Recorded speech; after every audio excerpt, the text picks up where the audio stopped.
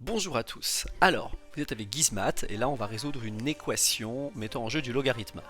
Première étape, comme vous le savez, puisque la fonction logarithme ne définit que sur l'ensemble des valeurs de x qui sont strictement positives, il faut que le x-2 soit strictement positif. Donc on cherche le domaine de définition en résolvant ceci. x-2 strictement positif, c'est le cas lorsque x est strictement plus grand que 2.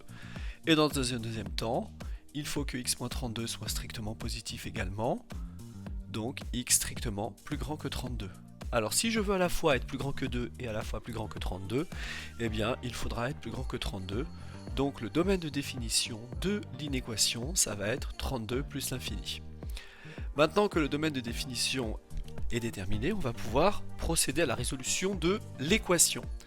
N'oubliez pas que le x appartient à l'intervalle 32 exclu plus l'infini et que c'est le domaine d'existence de cette équation. C'est parti, donc maintenant j'ai ln de a plus ln de b. Ln de a plus ln de b, c'est ln de a fois b. C'est une propriété de la fonction logarithme. Égale. Ensuite, n ln de a, c'est pareil que ln de a puissance n. Donc ça donnera ln de 2 puissance 6. Donc on peut mettre un signe équivaut. On développe, x fois x, c'est x carré. X fois moins 32 plus moins 2 fois x, ça fera moins 34x. Et moins 2 fois moins 32, ça fera plus 64. Égale ln 2. Alors 2 puissance 6, qu'est-ce que ça donne? 2 fois 2, 4. Fois 2, 8. Fois 2, 16. Fois 2, 32. Et encore fois 2, 64. Bien. Nous savons que ln de a égale ln de b, c'est seulement si a égale b.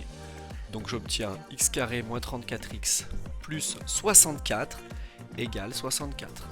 Le 64 qui se trouve à droite, je le bascule à gauche, il se transforme en moins 64. Je me retrouve donc avec quelque chose de très simplifié. 64 moins 64, ici ça donne 0. Je peux barrer 64 et moins 64. Et il me reste x carré moins 34x qui se factorise en x facteur de x moins 34.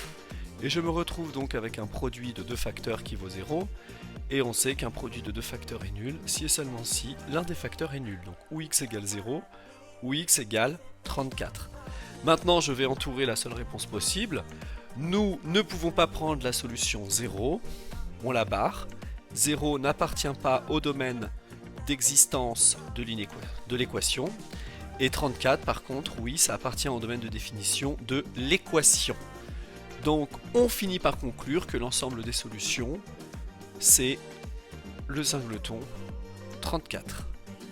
Et c'est terminé. J'espère que ça vous sera utile.